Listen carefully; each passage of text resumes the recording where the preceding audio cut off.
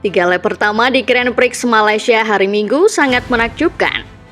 Memasuki balapan dengan keunggulan 29 poin di klasemen, Jorge Martin tahu satu-satunya hal yang harus ia lakukan adalah menghindari crash. Jika dia bisa melakukannya, dia akan mengambil satu langkah lagi untuk memenangkan hadiah terbesar dari segalanya. Di sisi lain, satu-satunya hal yang diketahui oleh sang juara bertahan yaitu Pecco Bagnaia adalah mempertaruhkan segalanya dengan harapan dapat membalikan ketertinggalan 29 poin dan menempatkan dirinya kembali ke dalam perburuan gelar juara. Dua tujuan yang berlawanan yang dapat berakhir dengan bencana. Ini adalah ukuran rasa hormat dan kepercayaan yang dimiliki keduanya terhadap satu sama lain sehingga mereka melakukan apa yang mereka lakukan, mempertaruhkan segalanya. Melakukan 14 kali salib menyalip di 3 lap pertama dan melakukan kontak setidaknya beberapa kali. Semuanya dimulai sejak awal, ketika Bagnaia mencoba menyalip Martin di sisi luar tikungan 1. Martin tidak bisa menerima hal itu dan langsung menyambar rivalnya itu, sambil menyenggol kaki kanan Bagnaia yang menjuntai. Itulah yang terjadi pada Somkya Chantra di lap pembuka balapan Moto2 Indonesia bulan September yang membuatnya harus keluar dari balapan. 3 lap pertama setelah restart sangat menegangkan. Duel sengit antara dua penantang gelar juara mengingatkan kita pada balapan di Sepang 2015. Namun kali ini kedua pembalap saling menghormati satu sama lain. Dalam duel sengit di 3 lap itu tidak kurang ada 14 kali aksi jual beli serangan antara Bagnaia dan Martin. Beberapa manuver yang menegangkan terjadi. Namun, kedua pembalap tahu apa yang mereka lakukan dan mereka tidak saling mengacaukan satu sama lain. Dan hal tersebut patut dihargai. Martin sadar dan membiarkan Bagnaia pergi. Setidaknya, duel mereka berhasil menjauhkan mereka dari rombongan, jadi tidak ada pembalap di antara mereka. Namun, bertahan di posisi kedua membuat balapannya menjadi lebih sulit. Faktanya, kedua pembalap ini lebih bertarung untuk mendapatkan udara segar untuk mendinginkan ban depan daripada bertarung untuk memperebutkan posisi terdepan. Hal ini seperti yang dikatakan Martin bahwa sekarang di MotoGP, jika tidak memimpin pada paruh pertama balapan, hampir tidak mungkin untuk menang. Martin juga mengungkapkan mungkin dirinya seharusnya sedikit lebih tenang. Selain itu, Martin juga merasa terlalu berisiko untuk terus memaksa bertarung dengan Bagnaia, jadi lebih baik menunggu di belakang. Masalahnya adalah begitu Martin berada di belakang Bagnaia, semuanya menjadi sangat buruk. Karena suhu dan tekanan ban depan ditambah ada ancaman dari Marc Marquez.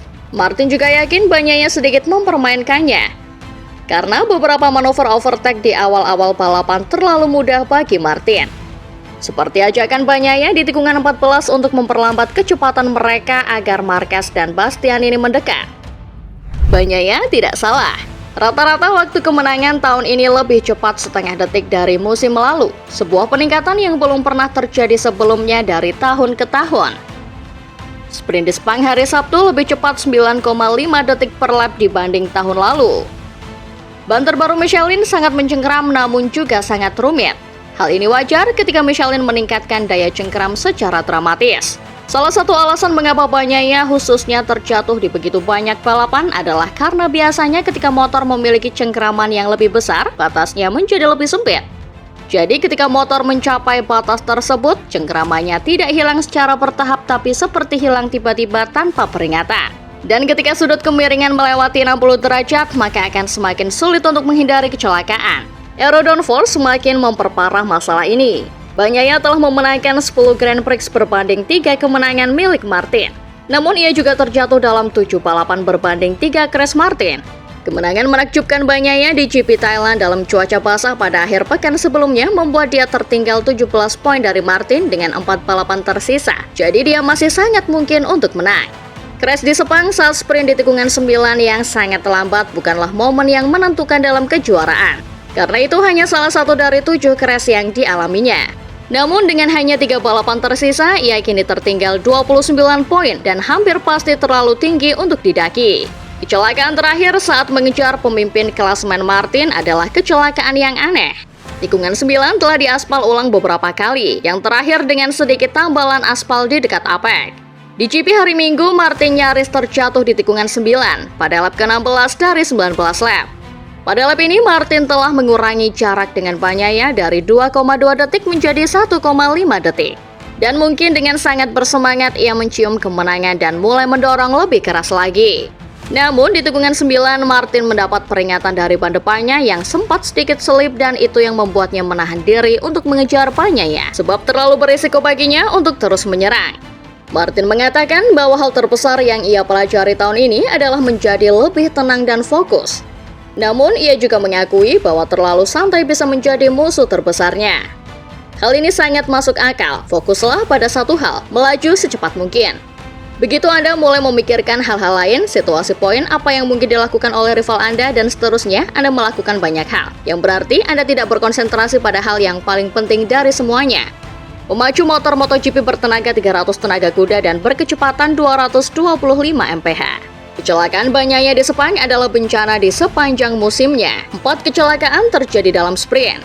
Sementara itu, Martin telah memenangkan 7 dari balapan pendek berbanding 6 kemenangan milik Bagnaia.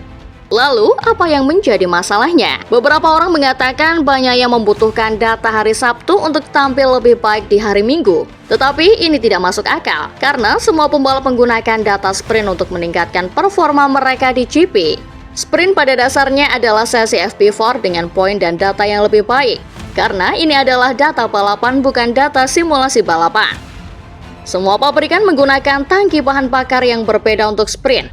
Tidak ada gunanya menaruh 12 liter bahan bakar dalam tangki 22 liter. Jadi, tangki yang berbeda dan beban bahan bakar yang berbeda mengubah pusat massa sepeda motor, yang merupakan bagian penting dari dinamika mesin. Kemungkinan besar Bagnaia dan para insinyurnya akan menghabiskan banyak waktu selama tes di luar musim dengan menggunakan tangki sprint dan beban bahan bakar. Karena pada dasarnya dia kehilangan kejuaraan tahun ini karena performa sprint yang di bawah standar.